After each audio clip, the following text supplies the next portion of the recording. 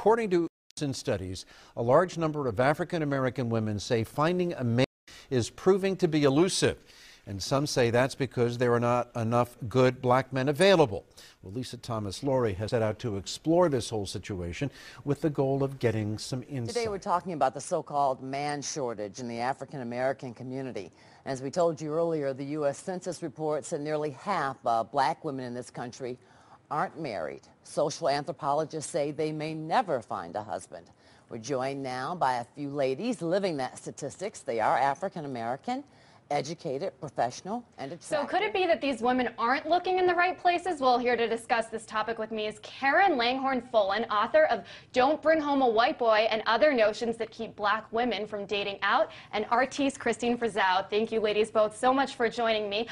So Karen, I want to start with you. 42% of successful single black ladies, aren't obviously finding a partner, and I know that you are married to a white guy, and today is your anniversary. Congratulations. Yes. Thank you very much. And so you wrote this book saying that, maybe other love, women... marriage, and a baby carriage, to paraphrase those famous lyrics.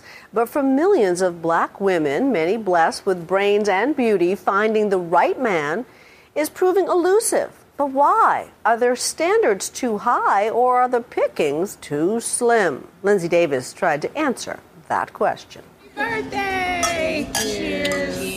We're back now with our series. All this week we'll be reporting on African American women and where they stand. We begin tonight with the critical issue of education, where there's an achievement gap developing that's hard not to notice. Almost 2/3 of all African American undergraduates these days are women.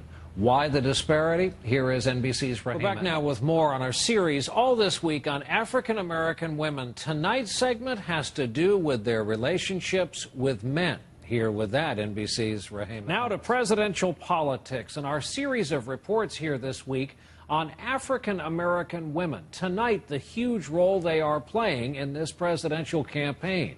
Many of those who plan to vote Democratic have a history-making decision ahead of them between a woman and an African American, Clinton and Obama. Our report tonight from NBC's Ron Allen in the crucial primary state of South Carolina, where black women may make up 1/3 of the vote. To our continuing series now on African American women. Tonight, love and marriage. Statistics show increasing numbers of black women are marrying white men. Here's NBC's Mara Schiavocampo on the racial fault lines that some women negotiate. We're back with our Friday Night Making a Difference report. We all know about the much chronicled crisis of absentee fathers, especially in black households in America. It's a problem the president has spoken about often. For black families alone, the number of single-parent homes has doubled in a generation. Some attempts at a solution have worked. It's something our friend Al Roker looked at recently for a documentary on the subject, and Al files tonight's Making a Difference report. Lake Community School, will you succeed? Yeah! Marnie McCoy, principal at Link Community School in Newark, New Jersey, says 80% of her students are growing up without their fathers, and that's a worry. Developmentally, this is the transition period in a young person's life. A time, she says, when boys like 7th grader Haruk Kirkland. Millions of little girls grow up looking for their real-life Prince Charming. But statistics suggest that for African-American women wanting to marry, I suppose you want a kiss. The fairy tale ending may not be in their future.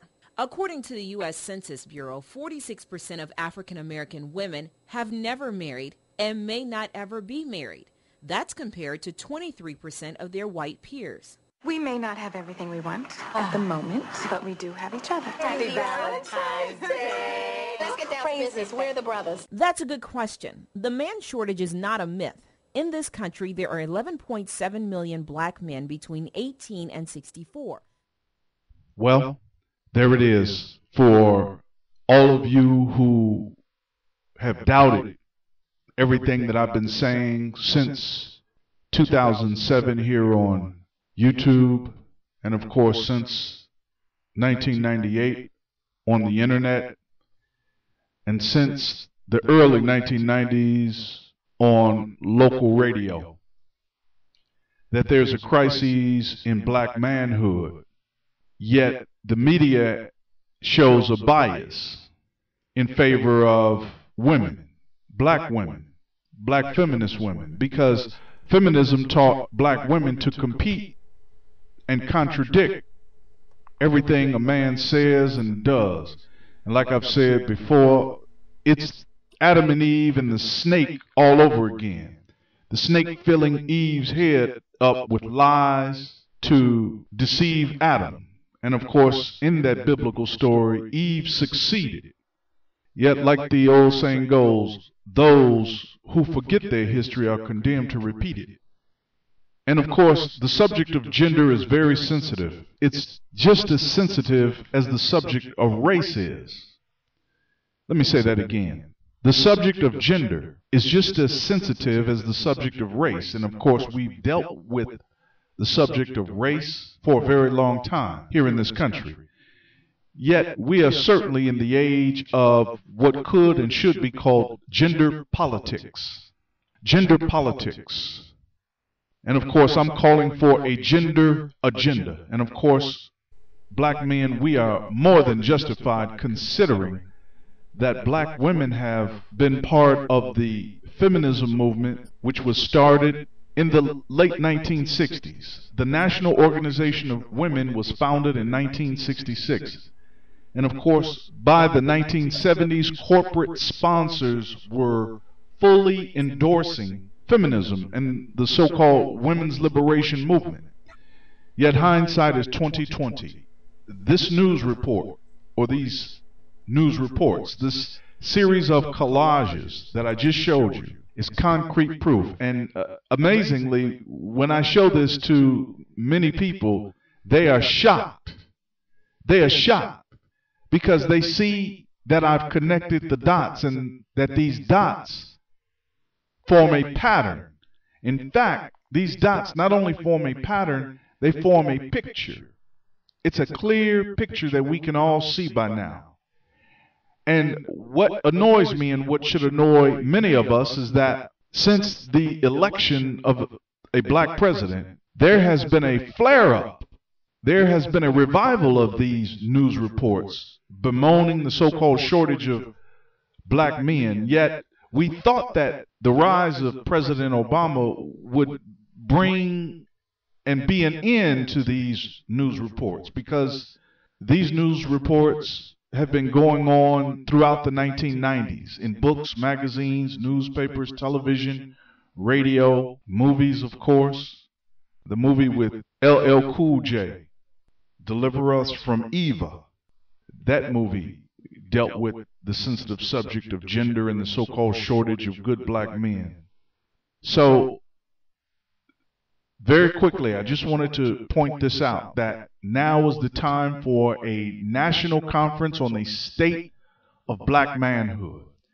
I said I'm calling for a national conference on the state of black manhood to either substantiate, corroborate, dispute, or refute these ongoing allegations that good black men don't exist, are endangered, are on the brink of extinction, are unemployed, are uneducated, etc., etc., etc., blah, blah, blah, blah, blah.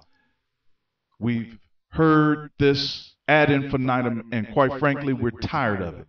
We're mad as hell, and we're not going to take it anymore. The National Conference on the State of Black Manhood is now in full effect. This meeting will now come to order.